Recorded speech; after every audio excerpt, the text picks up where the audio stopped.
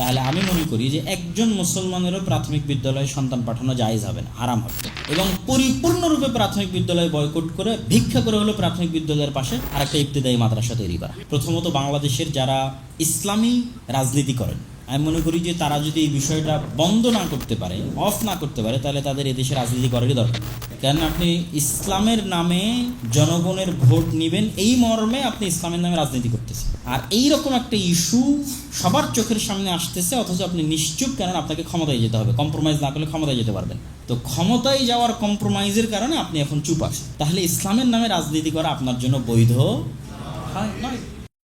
বক্তব্যের দ্বিতীয় অংশে জরুরি কয়েকটা কথা, সেটা হচ্ছে আমরা দুঃখজনক হলেও সত্য যে আমাদের দেশে আমরা দেখছি বাংলাদেশের অবস্থা এমন হয়েছে, ওই যে আল্লাহর শক্তি এবং সামর্থ্যের কথা এই জন্য আগে বলে নিলাম, যে একজনের ভয় দেখিয়ে আরেক জঘন্য এবং নিকৃষ্ট জগতে নিয়ে যাওয়ার প্রচেষ্টা।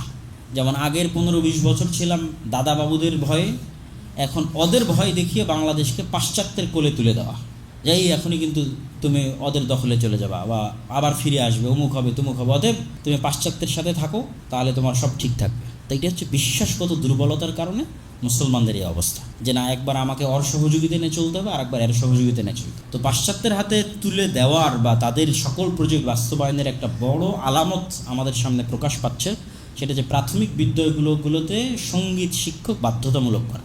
নাউজুবিল্লাহি মিন যালিক। এটা কিন্তু পাশ্চাত্যের প্রজেক্ট এবং বাস্তবায়ন হচ্ছে কার ভয় দেখিয়ে, এই যে দখল করে নিল, কিন্তু ধরে নিল, কিন্তু মানে পাশের দেশ।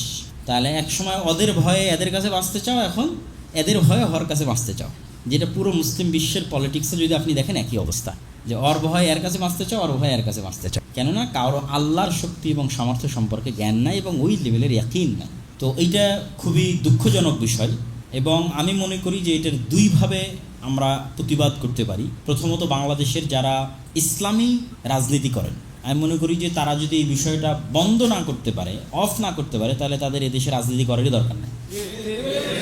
কেন আপনি ইসলামের নামে জনগণের ভোট নেবেন এই মর্মে আপনি ইসলামের নামে রাজনীতি করতেছেন, আর এইরকম একটা ইস্যু সবার চোখের সামনে আসতেছে, অথচ আপনি নিশ্চুপ, কেন আপনাকে ক্ষমতায় যেতে হবে, কম্প্রোমাইজ না করলে ক্ষমতায় যেতে পারবেন। তো ক্ষমতায় যাওয়ার কম্প্রোমাইজের কারণে আপনি এখন চুপ আছেন, তাহলে ইসলামের নামে রাজনীতি করা আপনার জন্য বৈধ নয়, যদি এই ইস্যুতে আপনি কথা বলতে এবং থামাতে না পারেন।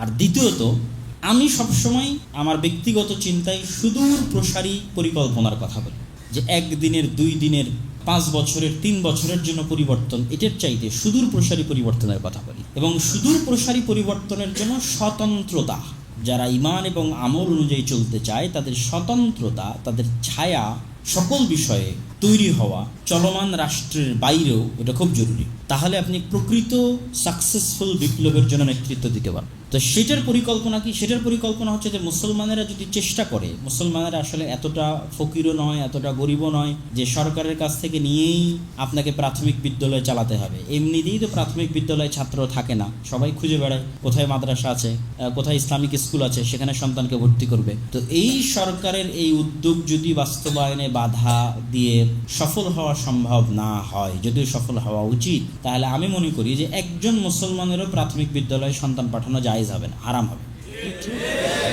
এবং পরিপূর্ণরূপে প্রাথমিক বিদ্যালয় বয়কট করে ভিক্ষা করে হলো প্রাথমিক বিদ্যালয়ের পাশে আরেকটা ইবতেদায়ী মাদ্রাসা তৈরি করা, যেখানে বাংলা, ইংরেজি, আরবি সবই উন্নত মানের শিক্ষা হবে। এই যখন আপনি প্যারালাল দাঁড়িয়ে যেতে পারবেন যে যত স্কুল আছে তত মাদ্রাসা, তখন স্থায়ী পূর্ণাঙ্গ বিপ্লব বেশি দিন লাগবে না। আপনি 5 বছরে প্রত্যেক স্কুলের পাশে একটা করে মাদ্রাসা তৈরি করেন, পরের 5 বছরে তার পরিবর্তন দেখতে পাবেন।